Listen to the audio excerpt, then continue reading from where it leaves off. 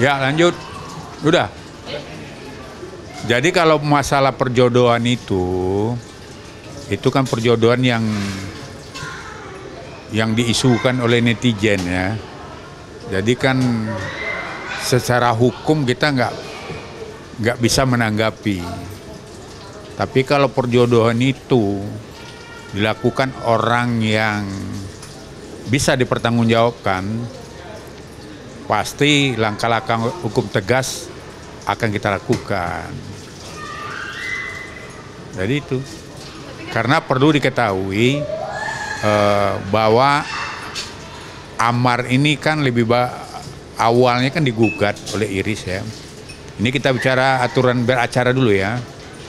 Digugat oleh Iris ke Pengadilan Agama untuk mereka dilakukan permintaan untuk bercerai dengan alasan yang ada di gugatan. Nah, kemudian kan diputus oleh Pengadilan Agama Depok dengan mengabulkan 3 poin ya. 1, perceraiannya ya diberikan oleh pengadilan berupa talak ya. Nah, kemudian anak diasuh oleh Iris. Kemudian nafkah 10 juta. Nah, karena Amar tidak terima dalil-dalil gugatan yang diajukan Iris itu tidak sesuai dengan jawaban kita, namanya tangkisan lah. Ya, Amar mengajukan banding. Berarti status perkara itu sekarang adalah banding. Nah, artinya belum status antara Amar dengan Iris itu secara hukum masih sah suami istri. Nah, dalam aturan acara kan seperti diberitahukan oleh Humas Depok bahwa perkara ini kan sekarang ada di Pengadilan Tinggi. Mudah-mudahan minggu depan pasti udah putus ya. Apakah keputusan PA Depok itu dikuatkan kembali oleh Pengadilan Tinggi Agama Bandung atau bandingnya Amar diterima. Berarti kalau manakala bandingnya Amar diterima, berarti status perkawinannya kan tidak tetap. Nah, itu aturannya. Nah, secara banyak cara kan upaya hukum banding ini kan masih ada lagi, manakala misalnya perkara banding Amar tidak terima dan Pengadilan Tinggi Agama Bandung menguatkan keputusan Pengadilan Agama Depok, masih ada lagi upaya hukum namanya kasasi. Kemudian masih ada lagi upaya hukum PK, peninjauan kembali. Jadi kalau dalam aturan beracara itu kan masih panjang.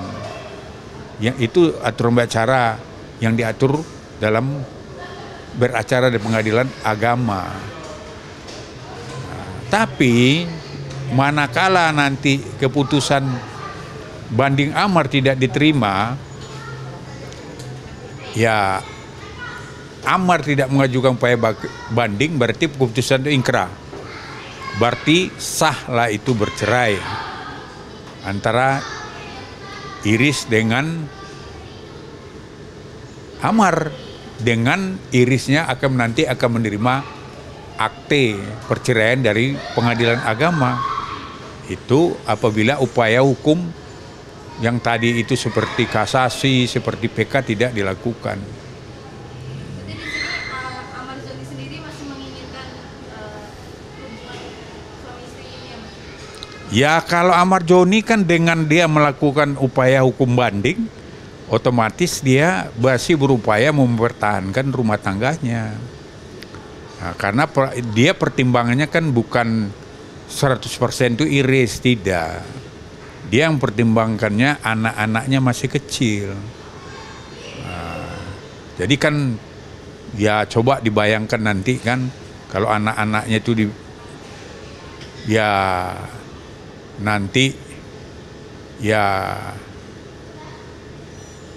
ia diasuh oleh ibunya, kemudian Iris mungkin menikah lagi.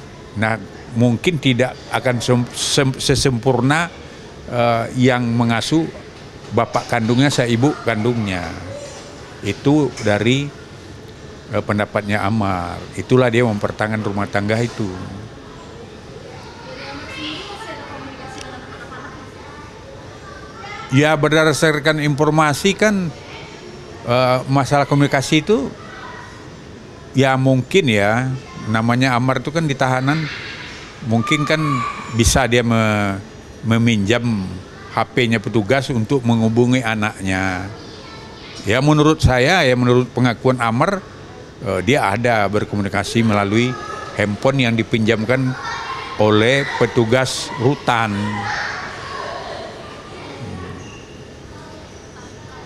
Tadi kan dari yang diajukan Iris ada yang tidak sesuai dengan panggilan Amar. Kalau boleh tahu apa sih yang tidak sesuai dari gugatan Iris?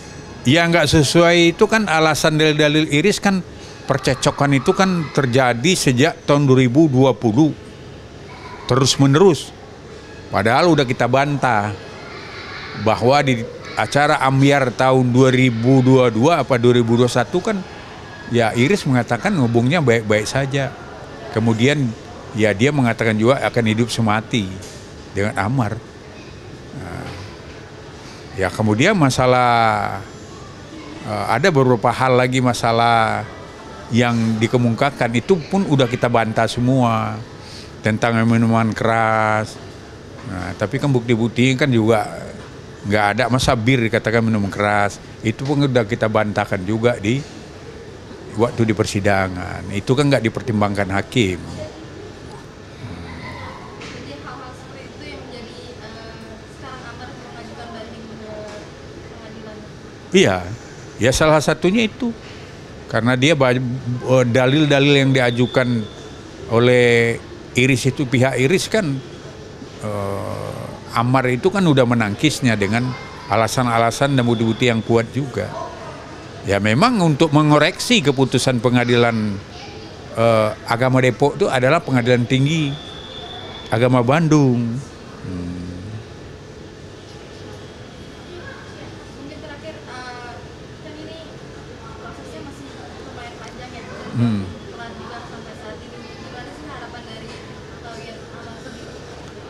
Ya harapan kita satu ke netizen, kemudian orang-orang yang selalu menjodoh-jodohkan, ya berhenti dulu lah. Hormati proses hukum. Proses hukum itu kan undang-undang yang harus dipatuhi oleh seluruh warga negara. Nah, jadi harus dipatuhi dulu. Karena akibat dari kata-kata itu yang kadang-kadang itu bisa akan terjadi delik hukum yang akan bisa kita lakukan langkah hukum tegas. Karena ini undang-undang kan udah jelas mengakuin bahwa Amar itu sama Iris kan masih saat sekarang ya, saat wawancara ini masih status suami istri. Nah, coba bagaimana perasaan ya para, misalnya kalau dibawa lah ya yang orang tua misalnya yang punya anak, tiba-tiba anaknya masih suami istri sah, dijodoh-jodohkan, pasti kan akan marah. Nah, jadi ya harapan kita berhenti aja. Kedua, harapan kita minta kepada pihak Iris, tolong juga Amarnya dipertemukan dengan anaknya. Karena itu juga kan keputusan Pengadilan Agama Depok kan akan mengasih akses sebesar-besarnya ke Amar. Nah, perlu diketahui kalau akses Amar harus datang, ya itu kan ceritanya kan cerita apa ya, yang orang nggak paham lah. Amar kan di penjara, mana mungkin dia bisa datang menjenguk anaknya ke tempatnya Iris. Nah itu harus dipahami. Karena apa? Jangan sampai kita nanti akan melapor ke Pengadilan Agama Depok untuk Iris berikanlah haknya Amar untuk anaknya menjenguk. Ya kalau Iris tidak menjenguk, ya itu tidak ada masalah bagi Amar, ya kan? Karena kan dalam proses. Tapi anak ini kan tidak bisa dihalang-halangi, karena kan apalagi kan kita diakui sendiri Iris kan bahwa dia selalu nanya mana Dedi. Masa akan dibohongi terus anak-anak ini bahwa bapaknya itu kan berada sekarang di tahanan. Dan undang-undang tidak melarang anak-anak untuk menjenguk anak bapaknya yang ada di rutan.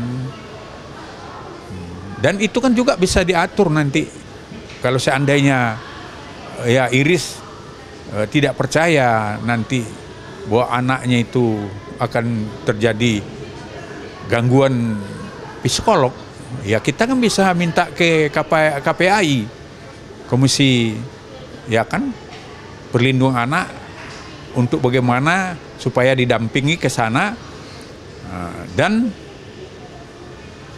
bisa melihat tanpa mengesankan itu ada di penjara, di rutan. Itu kan udah berkali-kali dilakukan oleh pihak lain. Jadi itu tidak perlu dikhawatirkan. Atau memang ada indikasi tidak mau mempertemukan anaknya dengan bapaknya. Nah kalau ini terjadi, ya berarti kan akan ada gugatan kita nanti secara hukum tentang hak asuh anak ini akan ditinjau lagi melalui pengadilan. Minimalnya nanti kita akan berusaha untuk supaya anak itu dibagi dua, karena anaknya ada dua, ya satu sama Amar, satu sama Iris. Nah itu nanti kita ajukan mungkin kalau seandainya Iris tidak mengasih selalu mengelak-ngelak untuk mempertemukan Amar dengan anaknya. Jadi kita pasti berdoa lah, pasti dia akan menyadari itu bahwa tindakan itu tidak benar. Itu kan sama aja dia ya ibaratnya kan memisahkan antara anak dan bapaknya. Padahal putusan pengadilan kan udah jelas situ dia harus mengasih akses seluas-luasnya. Nah kalau akses seluas-luasnya itu kan ya harusnya kan bisa lah anaknya dihadirkan ke sana. Ya kalau Irisnya nggak datang tidak ada masalah, karena ya istri itu ada mantan istri.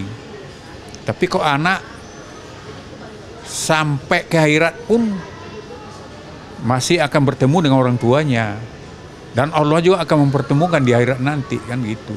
Kalau menurut paham agama Islam, paham kita.